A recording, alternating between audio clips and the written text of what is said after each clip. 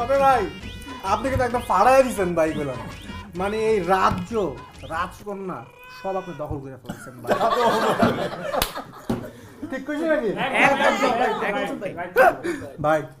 আরেকখান কথা, মানে আপনার এখন স্যার কইতে হইব না বস কইতে হইব, এটা একটু কয়ে দেন। আরে কি বলেন ভাই, শোনেন আমি তো আপনাদের বসের স্বামী, সেটা তো বাসায়, অফিসে তো সেও আমার বস, একেবারে কাজটা একটা বস, তাই না? আচ্ছা ভাই একটা কথা বলুন, বাসর রাত্রে বিড়ালটা মারলো কি? আই এটা জবরদস্ত কোয়েশ্চেন করছেন, কে মারবে বুঝেন না কি স্যার?